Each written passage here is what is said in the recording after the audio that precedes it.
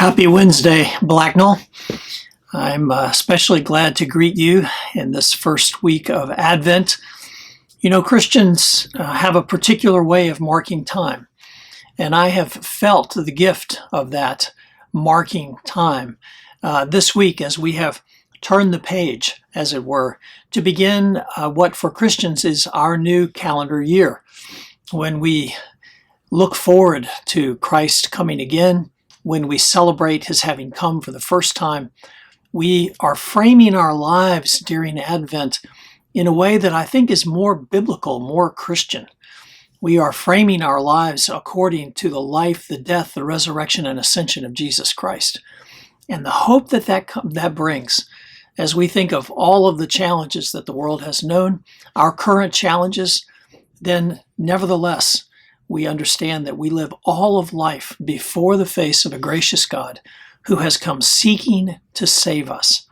And so this has lifted my spirits as we continue to hear news of increasing numbers of COVID cases, and as we continue to wrestle with how best to celebrate Thanksgiving and now looking toward Christmas.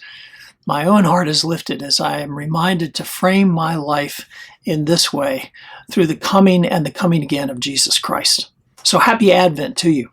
There's an awful lot that follows in the attached email, and I encourage you to take a close look at the details there. We are celebrating Advent as a congregation. It's going to look a lot different for sure, but we aren't letting COVID overwrite the script that the incarnation has already set in motion for us.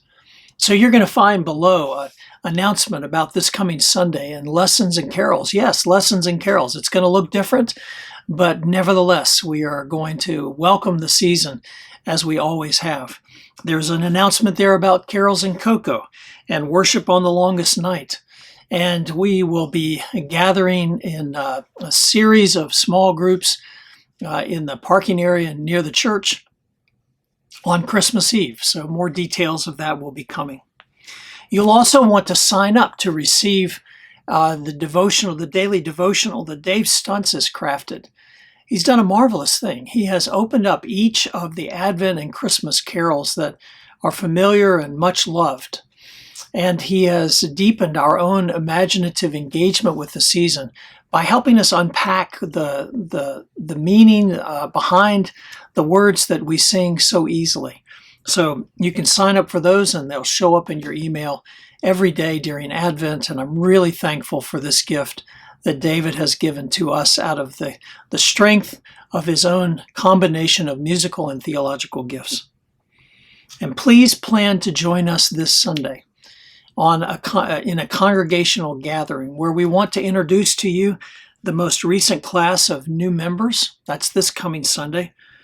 We want to introduce those new members to you, and we're also going to celebrate Dave Stuntz's 23 years with us at Blacknell. As you probably know, he is getting ready to step away from his responsibilities and into the next phase that the Lord has for him at the end of this year. And we want to be sure he knows how grateful we are for his life among us. So please plan to join us at noon this Sunday, and you can find the Zoom link in the email that's below.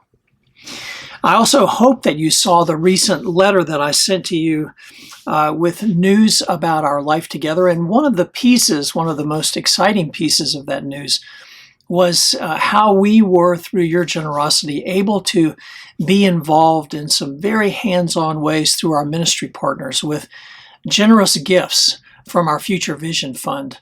The details of that gift are forthcoming in a letter that's linked from this email below. And I know that you'll want to know more about how we have supported our mission partners as they have cared for those who are on the front edge, feeling the effects of this pandemic in particularly material ways.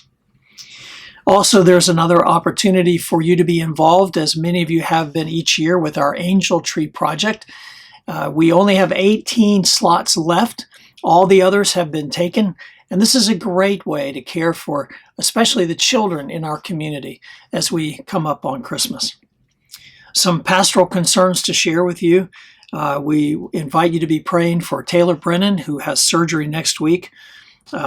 We also are praying for Beth Filston. Tim Filston grew up in this congregation and is a pastor in South Georgia. And as some of you may remember, his wife recently had surgery on her pancreas. And so we're praying for that diagnosis and for her recovery from surgery. Some of you know Matt and Alicia Taylor. Alicia's father, Larry, and his wife, Els, have worshiped with us. And Larry just recently had surgery on his hip and has developed some complications. So we want to pray for Larry and for full recovery for him. And we are grateful to tell you that Allie Darnell is recovering from her bout with COVID. And we want to end with rejoicing with Paul and Stacy Reinhardt, whose son Brady and his wife have recently welcomed their fourth adopted child into their families, Paul and Stacy's grandchild. Her name is Emma Faith Reinhardt. And so I know that as you're praying for these other concerns, you'll want to give thanks to God for this little girl's life and the family that the Lord has sought to provide for her.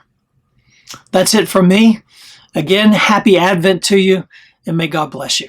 See you next week.